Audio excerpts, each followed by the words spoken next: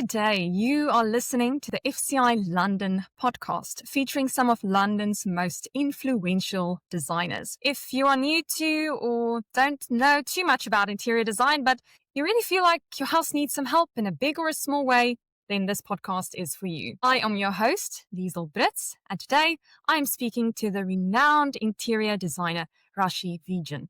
She is the founder and principal designer of Click Design Studio, operating across London, Mumbai, and Dubai. Rashi is known for prioritizing emotional impact in design, creating spaces that evoke strong sensory and cultural responses. She is also renowned for balancing artistry with logistics and delivering high-pressure projects on time without compromising quality. Rashi, welcome. We are delighted to have you with us today. Thank you, Lizelle. So head straight into it. Let's maybe talk a bit about the designer behind the studio. Operating studios in London, Mumbai, and Dubai must give you quite a perspective on luxury. So I would really like to know, where do you see the concept of luxury evolving the fastest, and why would you say that is? I would say the fastest evolving luxury market, in my experience, is Mumbai and Dubai, purely because I feel the evolution of materials, the evolution of the kind of designers and the products out there has taken place more so in the Asia side of the world. And logistically, it reaches these places much faster. People have a lot more spending capacity and are traveling so much, getting so many ideas, and, really have that sense of luxury and the ability to say that I want something no one else has. Versus in London, this feels like it used to be the case many years ago. And there has been a very big logistical turnaround since COVID. There has been restrictions on, so much spending due to tax laws, people exiting, all of that stuff. I think these things are really changing the dynamic of where luxury is emerging in the real sense. Yeah, no, that totally makes sense. And you work across very different sectors. You work across residential, corporate, hospitality sectors. What would you say is a design mindset from hospitality that the residential world is still yet to fully embrace? I personally love hospitality more than all the other sectors, just because you can be so bold. And, why do people even go to restaurants or hotels? They want to be transported, right? That's something residential sector really often misses. It's because people tend to go for more elegant, evergreen type of designs. I would call them safe, but people, in residential design, sometimes not just the designers, but even the clients miss the point of having spaces that would transport you and, be a bit bold, or be a bit, have a different mood altogether in a certain part of your house, maybe. So that, I think, would be a mindset that I would love for residential sector to imbibe. Yeah, and would you say both sectors can learn from each other, or would you say it's more flowing into the residential sectors is a better way to think about it? I think hospitality already emerged from learning from residential, and it takes it 10 steps ahead with all of the logistical and the quality and maintenance issues that any residents would face. So I would say residential has far more to learn from hospitality when it comes to design perspective and also maintenance perspective. Because in residential projects, people do tend to go for very high-end items, which are very hard to maintain as well. And obviously, there's not as much footfall, but when it comes to new products being manufactured or innovations coming in, you see that more and more people are going towards low maintenance products because they find them more ecological, a bit more sustainable. You won't need to spend too much money or too many products taking care of them. And, it saves you time as well. So I feel like that's something residential can learn from hospitality. So more smarter design as well in that way. Yeah. Yes. Yes. Okay, great. And I want to ask, you often weave heritage architectural cues into modern hospitality settings. Do you believe design can actively preserve cultural memory? Yes, I do believe that taking cultural cues like craftsmanship, motifs, textures, color palettes or patterns, they are essentially not just making your space unique or adding character, but the fact that we are using traditional techniques in some of our modern projects is preserving the tradition in itself, and the culture is going forward, maybe in a way that the new generation can relate to it. But I feel like it's a way of preserving culture and, heritage through design. Sort of having best of both then in a way, isn't it? Yeah, I mean, if people don't know the history behind things, and if people don't know why things are a certain way, they can't really appreciate it until they feel it, they touch it, they're part of Yes. that environment. And then the questions arise that, oh, why does that look so different? And, what's the story behind this? That is actually bringing forward the cultural, nuances and the stories behind the history of why these things exist. Otherwise, the new generation will just like look at it, click a picture, upload on Instagram, and leave. Yeah, and it has no depth. I guess it gives depth to the whole design. Okay, well, let's move into talking about some details and the real truth behind luxury interiors. Now, you completed a very special project at the Grove, which I understand is a grade 2 listed project in a place that, as I understand, even Queen Elizabeth loved. And it was done in such a short span of time, just 3.5 weeks. Now, let me first ask, how did you accomplish such a feat? This was heavy, heavy, heavy logistical planning and a lot of off-site construction and a lot of planning for fit-out techniques that would not disturb the grade 2 listed structures. And we had to, refit a space of 3,000 square feet, maybe more than that. But the hotel already had staff on payroll. They already had bookings. They couldn't stay shut for more than a certain period of time.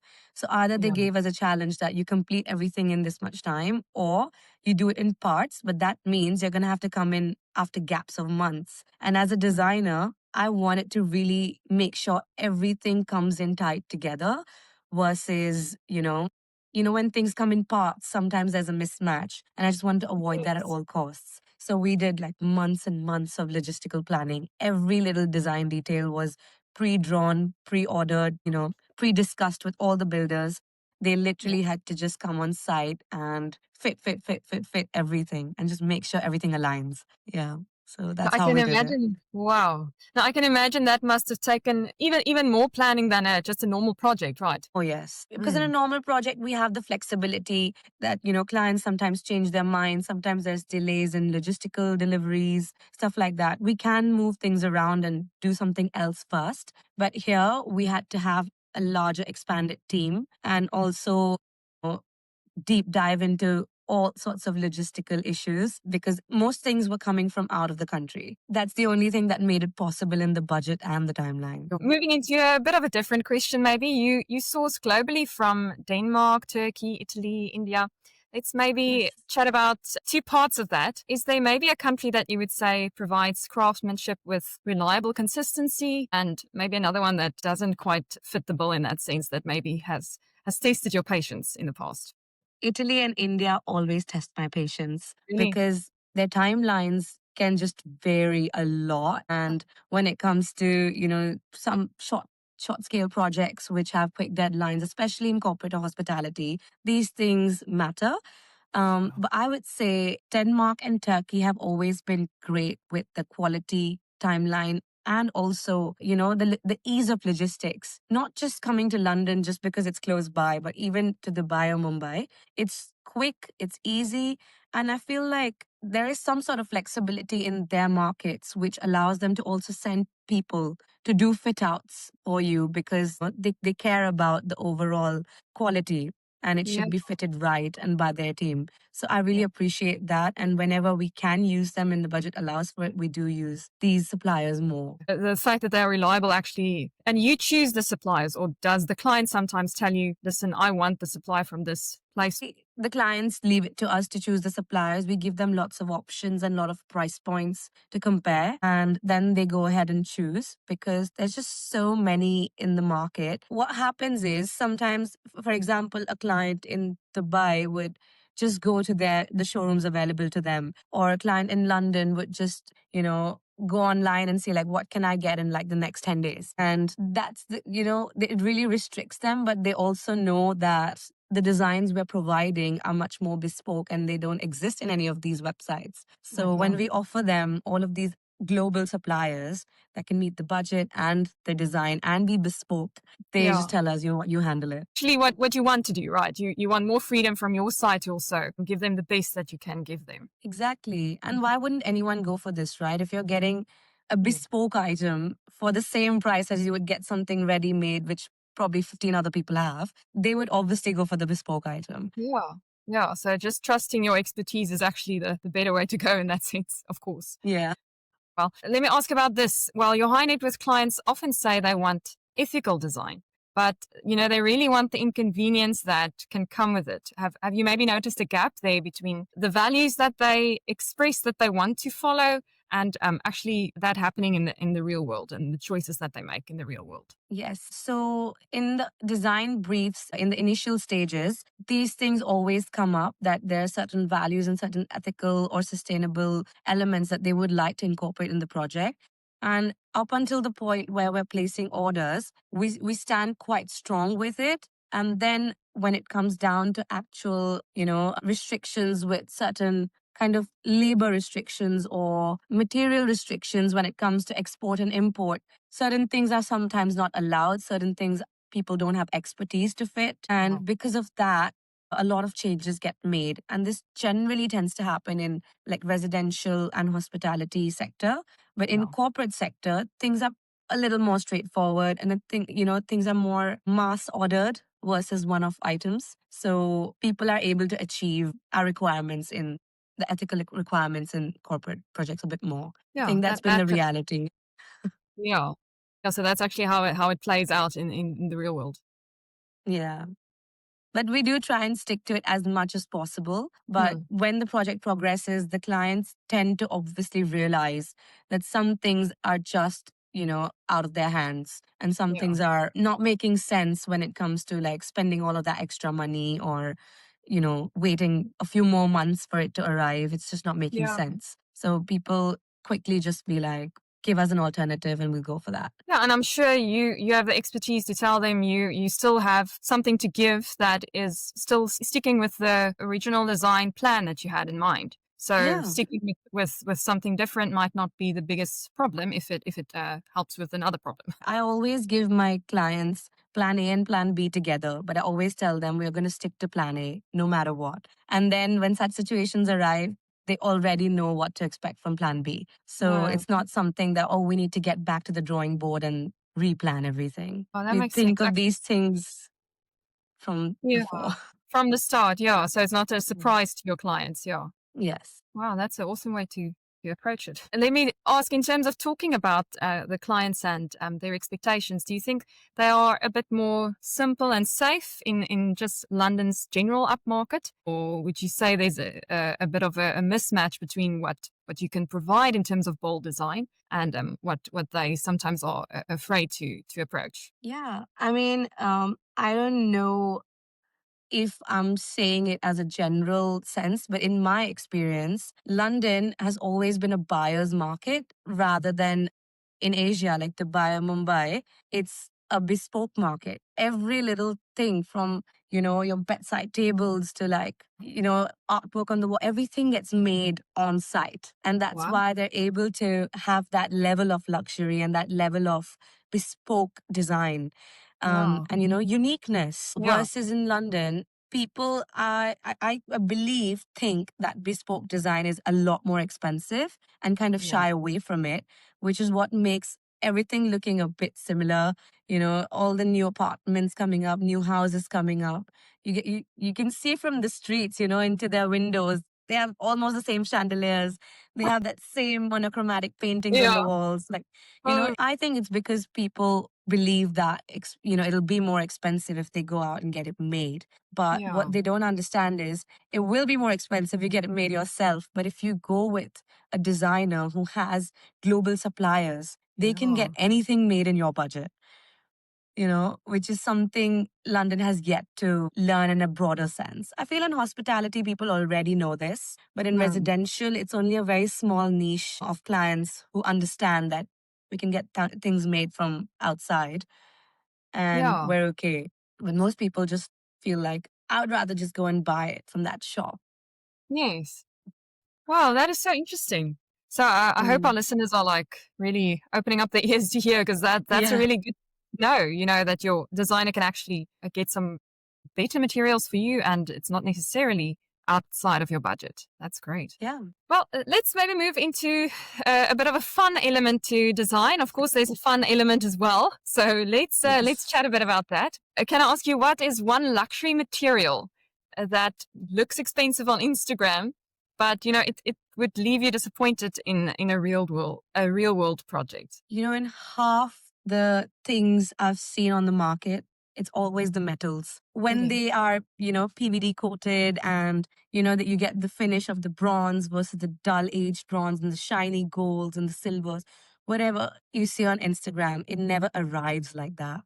And forget Yeah. Instagram, even Pinterest, even on their own websites, Mm, things arrive much differently. So you have to go with trusted suppliers. And, you have to understand that your designer has already experimented a lot with these things. And you yeah. kind of understand that they're making the right choice for you versus you telling your builder, oh, my designer said I want gold trims, so just bring me gold trims. It's going to look so different when it arrives. And people only realize it once they've already bought it. Yeah, and then it's too late, or what or Yeah. can't send it back all the time. Yeah. Yeah.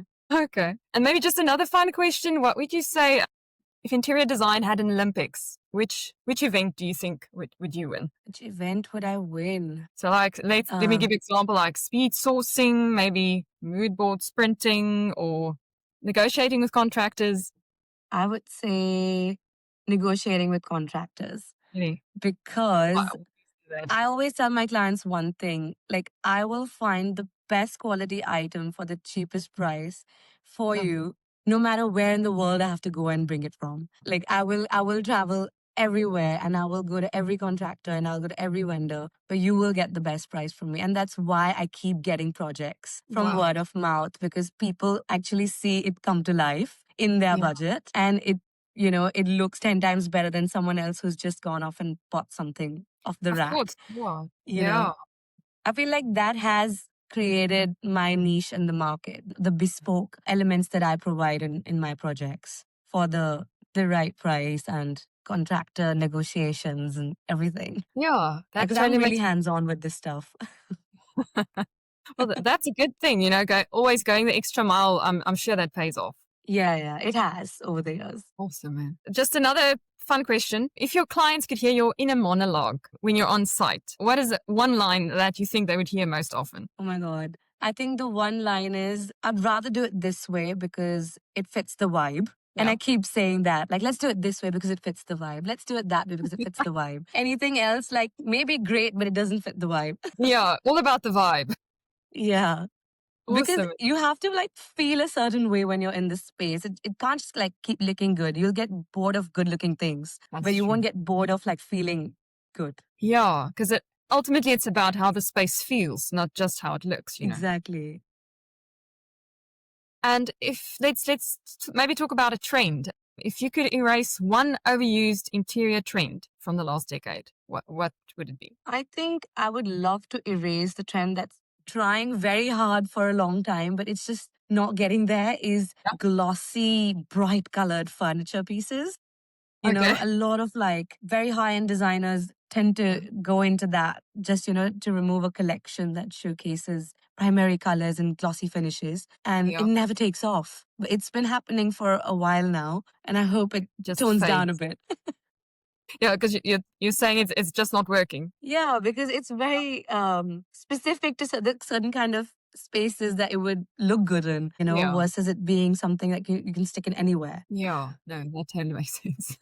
Yeah. One of the most unnecessarily items that has been unnecessarily expensive that you've been asked to Hmm. source. And did you actually source it or did you Yeah. advise the client in a different way? Well, it was a hospitality client and amazing eclectic personality. I mean, I had the most fun dealing with this person. But the one product that he asked me to source is a 30-seater conference table Sure. from and he asked us to design it and he asked us to design the mechanisms for it where it Yeah. would break up into like buffet tables and dining tables, but it had 3 layers on its surface where you had a textured base with glass and metal on top, and then the actual stands would be on wheels, but no one should be able to see the wheels. And there should be like these key mechanisms that you just like kind of lock each table into, and it should look absolutely seamless. And we gave him so many alternatives of like different price points of like 12,000, 15,000, 30,000,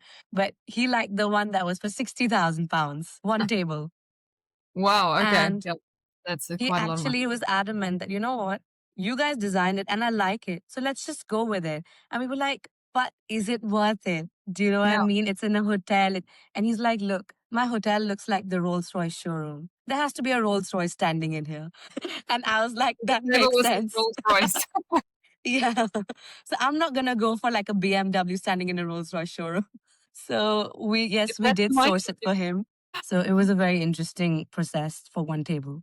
And how long did it take? About 3 months. Yeah, for a And table. one That, and a half months for logistics on top of that. yeah, just to actually get it placed and everything, right? Yeah. Oh, okay. That's an awesome story. I love that. Let's maybe talk about clients and where the industry is heading. Has the UK tax laws? I understand they have some new tax laws impacted your international clientele, particularly like the Chinese or Middle Eastern buyers who once actually drove luxury. Yeah, I feel like for a long time, it's the Asian clientele that was driving luxury. Middle Eastern, Chinese, Indian, they were all flocking to London, for high end properties versus just an investment flat for the past many years. They are kind of the reason we grew so fast in the industry because we were getting that kind of clientele and they appreciated the value of a designer versus just going for a base build. I feel that, the migration back to their countries has impacted um, our industry, like especially the interior design sector of the industry a lot, because so many people um, would rather go for a build, a base build project Yeah. and save money on the additional luxurious elements that an interior designer would bring in. And I feel like no matter what, tier the clientele is from, whether it's a high net worth spender or, slightly mediocre level as well, they all have kind of transformed this way of looking at their projects now. Yeah, I hear you. Okay. And let me ask, designers really speak openly about margin pressures in luxury projects. Do you think the industry could do a little bit more of a rethink on how fees, sourcing, and creative labor are truly valued? Yes, I feel like there's still a very, very large part of the industry which kind of tries to hide their margins or tries to obviously, work on like trade prices versus client prices. I have seen it change slowly. And I would say that we as a company have been so transparent about this to our clients that we're very happy to offer them all of the discounts that we get. For example, we still are very transparent about charging a fee for it, about sourcing everything. And they may incur, 10 changes or delays or like we will handle everything. But Yeah. if, for example, we're getting 40% discount, we're charging maybe 10% or 7% as the fee to Yes. handle all of this. So they're Mm. still saving so much money Wow. versus going to the showroom themselves and getting maybe 10% discount, Yeah. which will give them all of the headache Yes. to deal with deliveries, timelines, quality check, Mm. deal with customs, providing Yeah. paperwork, all of that stuff. Yeah, and they've So, probably never done it before as well, with your yeah. experience in it. Also I helps. think this has helped us with, referrals and word of mouth because people actually trust that we are transparent and we are giving them the best price. Mm. And we always, do appear very competitive in the market when it comes to the luxury sector when, they're getting the exact same products for a much better deal when they don't have to handle anything themselves. Like all the headache is on us and they're paying a very small price for it. So I Mm. feel like this is not adapted by the entire industry openly, but it is happening and it is getting more and more transparent slowly. I do know a lot of suppliers and companies that are being very open about these things and it helps close deals faster as well. Yeah, I can imagine it speeds up the process. Hmm. Well, Of course, we need to talk a bit about technology, with technology evolving so quickly. So it's always nice to bring a little bit of AI and technology into a conversation. And where we are at right now, um, AI visualizers, they can make like perfect images about in minutes. And what would you say is the impact of AI on young designers? Does it threaten them if they haven't really found their own style and voice yet? Or would you say that's not really the case? Oh my God, all our jobs are in danger. I'm joking. So, but it can feel like that um, sometimes. No, honestly, to me, I don't feel like our jobs are in danger. Yes, 3D visualizers, I feel, are less and less required by not just clients, but even interior design firms. Like, because a firm like mine, we already did all of the visualizations, 3D modeling, rendered everything in house. We never had to outsource it.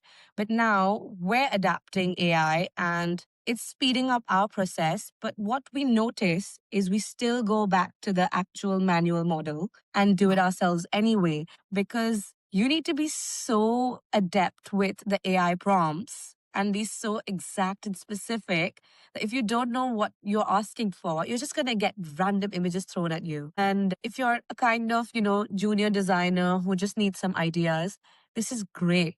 But if you're kind of doing a live project where things need to be coherent, measured, things need to make practical sense, certain materials, their availability have to be accounted for. There's other things like plumbing behind the wall or electrical points somewhere that need to be considered. AI is just going to give you like, oh, here's a pretty image. And then you're going to have to go back to your manual models anyway and adjust everything. And you'll realize that the design the AI gave you is just another mood board. And that's why I don't think our jobs are in danger, because all of that coordination, no matter how much AI can help you, like, BIM was one of the first AIs adapted by the architecture industry where electrical, plumbing, construction, quantification, all of that was incorporated in the Revit models. And no matter how much we used it, we still did so much manual calculation. So there is a long, long, long way to go. And it cannot replace the human element of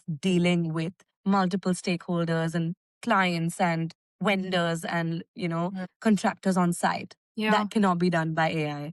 And at that time, making design decisions. Yeah. No, the human touch is something that can't be replaced. And even like the knowledge behind it, to be able to know what works and what doesn't work in a space is something that AI can't teach you, and you need to actually be able to pick up if there's a mistake. So if you just trust AI just like that, how are you going to be I sure think that? what you just said, that's the real threat to young designers. I hear you. Because what if they don't pick it up? What if they think AI knows everything and they've given the best possible design and they show it to their clients and they go to site and be like, this doesn't work. There's a column behind this wall.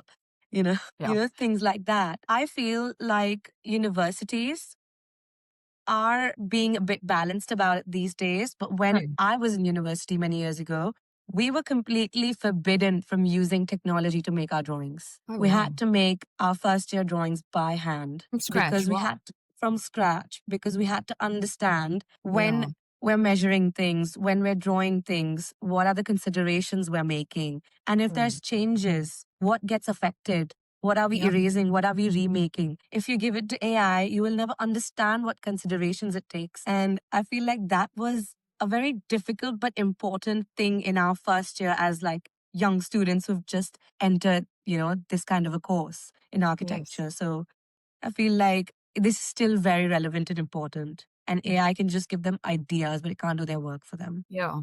And that might be something that many young people don't realize today, is that they can't just give it to AI and just leave it with AI.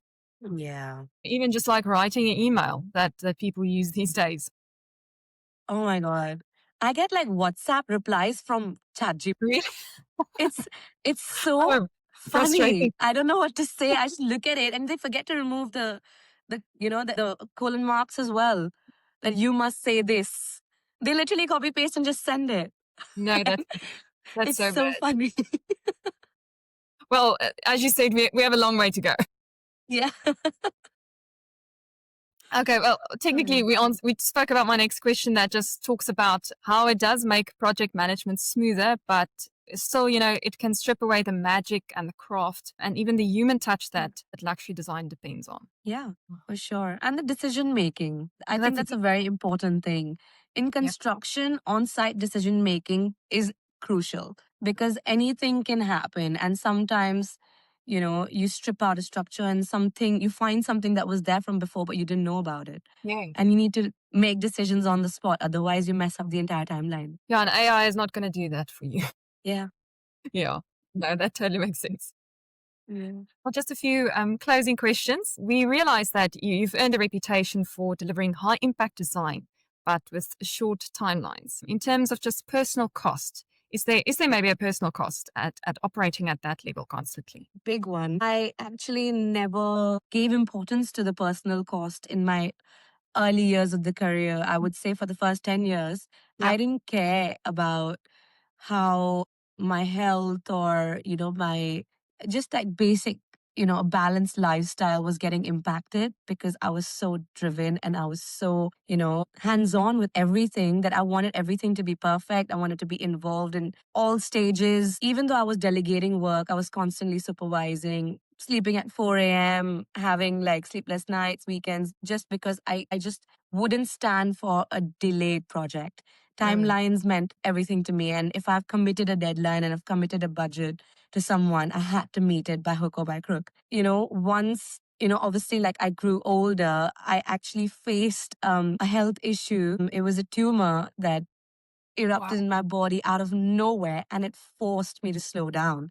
I'm It so forced me sorry. to stop, like absolutely full stop for a few months. And it Yeah. made me realize that cost was too big, of like ignoring my health or my, like just like in general life. Yeah. And I realized that I have to, stay as driven, but set some boundaries and have, some clear goals that I want to achieve, not just in work, but also in my life and Yeah. with my health and with my children and give that balance. And I need to plan that for myself. No one else. I can't depend on whether the business is doing well or whether the economy is doing well or what the client wants for it to happen to me.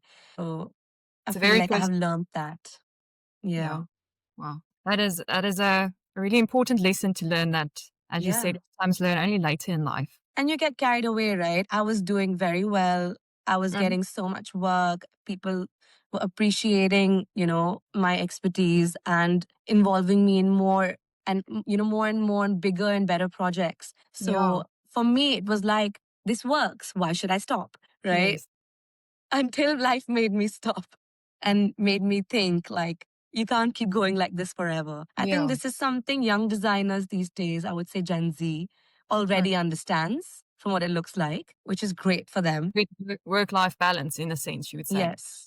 Yeah, I think this is something that's important to them from the start. Okay. Probably for my generation, it wasn't as important as, doing well. And I'm very ambitious. I'm a workaholic. So for me, I was like, there's no full stop. I'm never satisfied. I'm going to keep going.